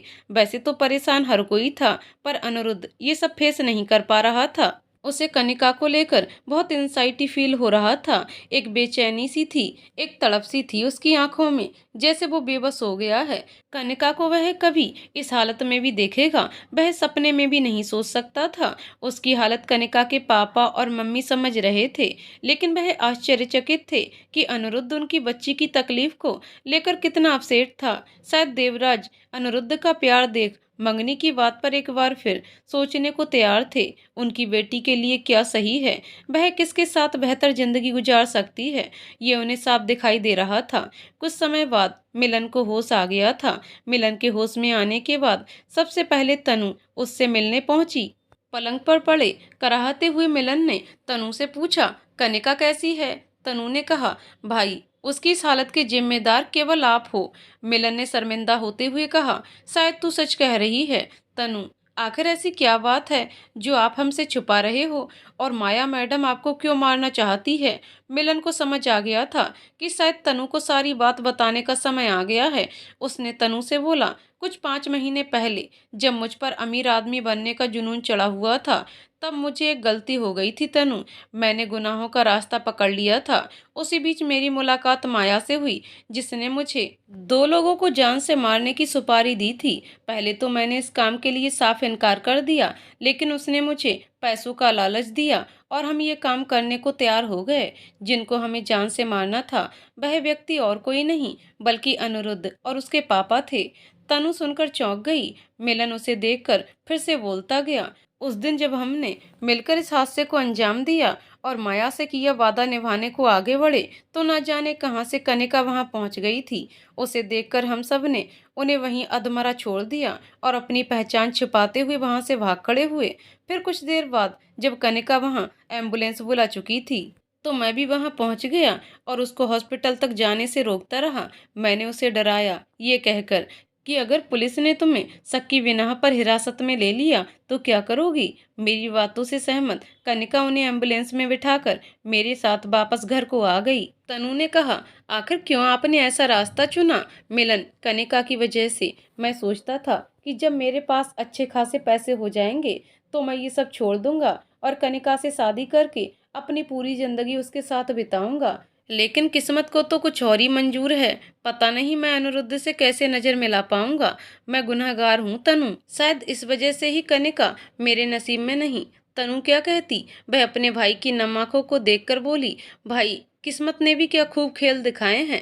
जिस हादसे को अंजाम देकर आप कनिका को पाना चाहते थे, उस हादसे ने ही कनिका और अनिरुद्ध को मिलवाया है। मिलन, लेकिन थोड़ी देर में पुलिस यहाँ आती ही होगी। तनु, तो क्या हुआ भाई, आपने प्रायश्चित कर लिया है और वही आपको मजबूत बनाता है। मिलन ने अफसोस जताते हुए कहा, शायद तुम सही कहती हो। इंस्पेक्टर ने जानकारियां हासिल कर माया और धनंजय को पकड़ने के लिए वारंट जारी किया। सबसे पहले पुलिस ने उस ड्राइवर को पकड़ा जो लॉरी चला रहा था। जब उसमें पुलिस के डंडे पड़े तो उसने सबसे पहले धनंजय का नाम ले लिया, जिसके बाद पुलिस की शक की सुई यकीन में बदल गई। खुद की जान बचाकर शहर से भागते हुए धनंजय को पुलिस ने बस स्टैंड से धर दबोचा। अब पुलिस ने धनंजय को रिमांड पर लिया। उसके घर की तलाशी ली गई, जहां से पुलिस को वह चेक बरामद हुआ जो माया ने उसे दिया था। अब पुलिस अनिरुद्ध और उसके पापा पर हुए हमले की फाइल को वापस ओपन किया। सारे गड़े मुर्दे उखाड़कर पुलिस ने साजिश की कड़ी से कड़ी जोड़ी। सभी चेहरे सामने आ गए। माया को भी धर दबोचा गया। पूरी रात अनिरुद्ध ने पलके तक नहीं झपकाई। वह बस भगवान से कनिका के ठीक होने की प्रार्थना करता रहा। बस खुद को कोसता रहा, सोचता रहा कि भगवान क्या चाहते हैं। पापा उसी के पास बैठे थे। वह अनिरुद्ध की परेशानी समझ रहे थे। अनिरुद्ध किसी से बात करने की स्थिति में नहीं था। फिर भी पापा ने उसके हाथों को प्यार से पकड़कर उसके कंधे पर थपकी देते हुए कहा, सब ठीक हो जाएगा अनी। अनिरुद्ध अपने अंदर चल रहे द्वंद्व से जूझते हुए बोला, क्यों मुझे ऐसा लगता है पापा कि जब भी मैं कनिका के हाथों की तरफ अपने हाथ बढ़ाता हूँ, भगवान उसे मुझसे दूर ले जाता है, जबकि वह मेरे दिल के हालातों को अच्छे से जानता है कि कनिका मेरे लिए मेरी सांसों से भी बढ़कर है। मैं उसके बिना नहीं जीना चाहता, लेकिन क्यों ऐसा होता है पापा। क्या गलती है मेरी। आपने कभी मुझे किसी चीज़ की कमी नहीं होने दी पापा। बचपन से लेकर आज तक मेरी हर ख्वाहिशें आपने पूरी की हैं। इतने ऐशो आराम की जिंदगी होने के बाद भी मुझे लगता है जैसे मैं भिखारी ही हूँ। मेरे पास मेरा प्यार नहीं है, वो प्यार जिसके सामने ये दौलत और शोहरत कोई मायने नहीं रखती। मैं दुनिया के किसी भी कोने में क्यों न चला जाऊं, पर कनिका को कभी नहीं भूल पाऊंगा। तो फिर क्यों ये हो रहा है मेरे साथ। पापा ने कहा, तुम्हारा प्यार जांचने के लिए भगवान ये देखना चाहते हैं और इसीलिए ही वह समय समय पर तुम्हारी प्रेम परीक्षा लेते रहते हैं। अगर तुम्हारा प्यार सच्चा है तो तुम उनके हर मापदंड पर खरे उतरोगे। अगर झूठा है तो इस प्यार से बिफर कर तुम कनिका को अकेले छोड़कर चले जाओगे। ईश्वर तुम दोनों की परीक्षा ले रहे हैं अनी। इतना सुनकर अनिरुद्ध की आंखें भीग चुकी थीं। उसने पापा को गले लगाकर बोला, मैं कनिका से बहुत प्यार करता हूँ पापा, उसके लिए कुछ भी कर सकता हूँ। पापा ने मुस्कुराकर अपने बेटे को गले से लगाया और कहा, मैं जानता हूँ। तभी एक नर्स ने आकर बाहर बैठे सभी लोगों से कहा, पेशेंट को होश आ चुका है, आप सभी एक एक करके मिल सकते हैं। सभी ने भगवान को धन्यवाद किया और पहले पहल कनिका के माता पिता और उसका भाई उससे मिलने गए। अपनी फूल सी बच्ची की ऐसी हालत देखकर राधा और देवराज का हृदय चीत्कार उठा। राधा ने कनिका को देखकर बोला, ना जाने किसकी नजर लग गई मेरी बच्ची को। तू बस घर तो चल, मैं सबसे पहले तेरी नजर ही उतारूंगी। देवराज बोले, सच कहती हो राधा, हम सभी को डर लग रहा था जैसे हम कहीं तुझे खो ना दें। कनिका ने हौले से कहा, पापा मुझे माफ कर देना, मैंने आपका बहुत दिल दुखाया है। देवराज ने कनिका का हाथ पकड़कर बोला, कोई बात नहीं बेटा, मुझे मेरी बच्ची पर पूरा विश्वास था कि वो मेरा भरोसा कभी नहीं तोड़ेगी। बाहर अनिरुद्ध और उसके पापा तुझसे मिलना चाहते हैं, कहे तो हम उन्हें अंदर भेज देंगे। कनिका ने पापा के हाथ को अपने दूसरे हाथ से पकड़कर बोला, पापा मुझे आपसे एक बात कहनी है, मैं मिलन से मंगनी नहीं करना चाहती। पापा मुस्कुराते हुए बोले, हाँ मेरी बच्ची, मैं जानता हूँ कि तू अनिरुद्ध से प्यार करती है, कनिका ने आश्चर्यचकित होकर पापा और मम्मी को देखा, फिर बोली, आपको कैसे पता चला? माँ, अरे पगली, सब तुम दोनों की आंखों से बयां होता है। देख, तुझे तकलीफ में देखकर अनिरुद्ध ने पल भर भी अपनी पलकें नहीं झपकाईं। वो तुझे खोने से डरता है। हम तुम्हारे प्यार को शायद समझने में चूक कर बैठे। हम अपनी गलती सुधारेंगे कनिका। दीप बोला, दीदी आप हमेशा खुश रहो। पापा मम्मी का फैसला एकदम सही है और मैं भी इससे सहमत हूँ। कनिका की आंखों से आंसू टपकने लगे। उसको रोता देख पापा ने कहा, चलो अब अनिरुद्ध और उसके पापा को भेजते हैं। इतना कहकर वह बाहर आए और पापा ने अनिरुद्ध के पास जाकर कहा, जाओ बेटा, कनिका तुम्हें बुला रही है। अनिरुद्ध को ऐसा लगा जैसे उसकी प्रार्थना स्वीकार हो चुकी हो। उसने मुस्कुराते हुए अपने पापा को देखा और बोला, चलिए पापा। सोमेश ने देवराज से मुस्कुराते हुए कहा, हाँ, अब हम भी अपनी बहू से मिलाते हैं, क्यों देवराज जी? देवराज तनिक मुस्कुराए और फिर सोमा काका, अनिरुद्ध और पापा तीनों मिलने कनिका के पास गए। कनिका के सिर पर बंधी पट्टी देखकर अनिरुद्ध ने रुंधे गले से बोला, दर्द हो रहा है क्या? कनिका ने कहा, नहीं, ज्यादा नहीं, अब सब ठीक है। पापा, मुझे भाई तो पहले से पता था कि मेरी बहू को कुछ नहीं होगा। सोमा काका इस बात पर मुस्कुराए और बोले, बिटिया जल्दी से ठीक हो जाओ, जायसवाल निवास तुम्हारी प्रतीक्षा कर रहा है। अनिरुद्ध और पापा हंस पड़े। कनिका भी हौले से मुस्कुराई। अब उसने अनिरुद्ध से पूछा, मिलन कैसा है? अनिरुद्ध ने मुंह बनाते हुए कहा, अच्छा ही होगा, मैं देखने नहीं गया। उसकी बहन और उसकी माँ बैठी है बगल के रूम में। कनिका ने पूछा, आप क्यों नहीं गए? अनिरुद्ध, बस ऐसे ही नहीं गया। मैंने सुना तुम्हारी मंगनी होने वाली थी मिलन से। तुमने मुझे ये बात फोन पर क्यों नहीं बताई कनिका? कनिका, मैंने ही बात डिस्कस करने के लिए आपको वहां बुलाया था, पर उससे पहले ही ये सब हो गया। अनिरुद्ध कनिका की मजबूरी समझ गया। वह और भी बहुत सी बातें करना चाहता था, पर पापा ने उसे रोकते हुए कहा, अनी, अभी कनिका को आराम की जरूरत है। वह जल्दी से ठीक हो जाए तो बातें तो बाद में भी हो जाएंगी। अनिरुद्ध पापा की बातों को मानकर वहां से उठकर बाहर चला गया। पापा और काका ने भी कनिका को टेक केयर कहा और बाहर आ गए। वह जैसे ही बाहर आए, उसे वही इंस्पेक्टर फिर से दिखाई दिया जो कनिका के पिता देवराज से पूछताछ कर रहा था। अनिरुद्ध ने जब उसे देखा तो पास आकर बोला, क्या बात है इंस्पेक्टर? इंस्पेक्टर अब अनिरुद्ध से कहने लगा, हमें मिलन को अरेस्ट करना है मिस्टर अनिरुद्ध। अनिरुद्ध ने चौंक कर पूछा, लेकिन क्यों? अब इंस्पेक्टर बोला, आपको याद ही होगा 5 महीने पहले आप पर एक प्राणघाती हमला हुआ था। अनिरुद्ध, हाँ, मैं भला कैसे भूल सकता हूँ इंस्पेक्टर। वह हमलावर कोई और नहीं था, मिलन था। वहां खड़ा हर इंसान ताज्जुब करने लगा। आखिर ऐसा कैसे हो सकता है? अनिरुद्ध ने बात संभालते हुए कहा, आपको कोई गलतफहमी हुई होगी इंस्पेक्टर। वह आखिर ऐसा क्यों करेगा? अब इंस्पेक्टर ने कहा, आप माया को जानते ही होंगे। उसी ने ये सारी साजिश रची थी। वह आपको मारकर आपके पिता को अपंग बनाकर कंपनी हत्याना चाहती थी, जिसके लिए उसने मिलन को आप दोनों की हत्या करवाने के लिए पैसे देने का वादा किया था। सारे पत्ते खुल चुके थे। देवराज मन ही मन सोच रहे थे, आखिर मुझे भगवान ने एक बड़ी गलती करने से बचा लिया। मैं अपनी बच्ची को एक अपराधी के हाथों में कैसे सौंप सकता हूँ? अब अनिरुद्ध ने कहा, मिलन अभी इस हालत में नहीं है कि आप उसे अरेस्ट कर सकें, लेकिन वह जल्दी ही ठीक हो जाएगा। आप उससे उधर जाकर मिल सकते हैं। इतना कहकर अनिरुद्ध ने इंस्पेक्टर को मिलन का रूम दिखाया। वह धन्यवाद करता हुआ वहां से चला गया। सोमेश ने अपने बेटे के कंधे को पकड़कर कहा, अनी, कोई बात नहीं बेटा, जो हुआ अच्छे के लिए हुआ, यही सोचो। पापा की तसल्ली को अनिरुद्ध ने दिल से लगाया, लेकिन वह मिलन से अभी भी खफा था। अब सोमेश ने देवराज से कहा, देखिए देवराज जी, आपकी बच्ची हमें बहुत पसंद है। हम उसे अपने घर की बहू बनाना चाहते हैं। मेरा बेटा अनिरुद्ध भी कनिका को बहुत चाहता है कि आपको हमारा प्रस्ताव स्वीकार है। देवराज ने मुस्कुराते हुए कहा, एक बाप अपनी बच्ची की खुशी के अलावा और कुछ नहीं चाहता। मुझे आपका प्रस्ताव सहज स्वीकार है। दोनों एक दूसरे के गले मिले। समय अपनी रफ्तार से चलने लगा। लगभग 1 हफ्ते के बाद कनिका को उसके पापा मम्मी घर ले गए और मिलन को पुलिस जेल लेकर गई, जहां सुनवाई के बाद ही उसकी जमानत हो पाएगी। घर आते ही दूसरे दिन अनिरुद्ध अपने पिता के साथ कनिका के घर आ धमका और दोनों की शादी तय हो गई। शादी का पूरा खर्च अनिरुद्ध ने उठाया और न किसी प्रकार का दहेज लिया। इतना सुंदर और सुशील दामाद पाकर राधा और देवराज फूले नहीं समा रहे थे। जल्द ही शादी का दिन भी आ गया। अनिरुद्ध ने पहली बार कनिका को अपनी दुल्हन के रूप में देखा तो जैसे सुध-बुध ही खो बैठा। वह बिल्कुल किसी रानी की तरह लग रही थी और वह सच में रानी थी, अनिरुद्ध के दिल की रानी। दोनों ही एक दूसरे के लिए बने थे। उनकी जोड़ी बहुत ही सुंदर लग रही थी। हर कोई कह रहा था कनिका के भाग्य खुल गए, जो इतना सुंदर और पैसे वाला पति मिला है। बरमाला होने के बाद जब अनिरुद्ध उसके पास बैठा तो कनिका ने कहा, सब मुझे तोहफे दे रहे हैं, आप नहीं दोगे? अनिरुद्ध अपनी कनिका के थोड़ा और करीब आया और उसकी आंखों में देखकर बोला, तुम खुद एक तोहफा हो मेरे लिए। वैसे मैंने कुछ सोचा तो था तोहफे के बारे में, पर पता नहीं अभी तक वो आया क्यों नहीं। कनिका ने पूछा, मतलब किसका इंतजार है आपको? अब अनिरुद्ध स्वागत द्वार की तरफ देखकर बोला, है किसी का इंतजार, और देखो वो आ गया।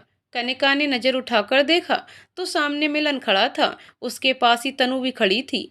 अनिरुद्ध उठकर गया और उन्हें स्टेज पर ले आया। मिलन ने शर्मिंदा होकर कहा, मैं तुमसे माफी चाहता हूँ अनिरुद्ध, और तुम्हें धन्यवाद भी करना चाहता हूँ। कनिका ने ये दृश्य देखकर कहा, ये सब क्या चल रहा है, मुझे कोई बताएगा? अब मिलन के पास खड़ी तनु ने कहा, अनिरुद्ध ने कोर्ट में मिलन की तरफदारी करके उस पर लगे इल्जामों को खारिज करवाया है। मिलन को बाइज्जत बरी कर दिया गया है। कनिका, सच में तुमने एक सही इंसान से प्यार किया है। मुझे अपनी दोस्त पर नाज है। ये सुनकर कनिका बस अनिरुद्ध को देखे जा रही थी। उसको ऐसे देखकर अनिरुद्ध बोला, तुम यही चाहती थी ना कनिका, कि मैं मिलन को माफ कर दूं, तो मैंने कर दिया। आखिर वजह कोई भी रही हो, पर तुम्हारी तरफ आने के सफर में मिलन ने भी एक अहम भूमिका निभाई है। सोचो अगर वो हादसा हुआ ही ना होता तो आज हम एक दूसरे के कैसे बन पाते। कनिका की आंखों से दो बूंद आंसू गिर पड़े। अनिरुद्ध ने उन आंसुओं को देखकर बोला, लगता है तोहफा कुछ ज्यादा ही पसंद आ गया। इतना कहकर अनिरुद्ध ने अपनी दुल्हन को गले से लगाया और इस तरह उनके हाथ एक दूसरे के हाथों से मिलकर एक नए सफर की तलाश में निकल पड़े। दोस्तों, कहानी यहीं पर समाप्त होती है। तो दोस्तों, आपको कहानी कैसी लगी कमेंट करके जरूर बताइएगा। कहानी पसंद आई हो तो वीडियो को लाइक शेयर करें और चैनल को सब्सक्राइब करें। कहानी को पूरा सुनने के लिए बहुत बहुत धन्यवाद दोस्तों।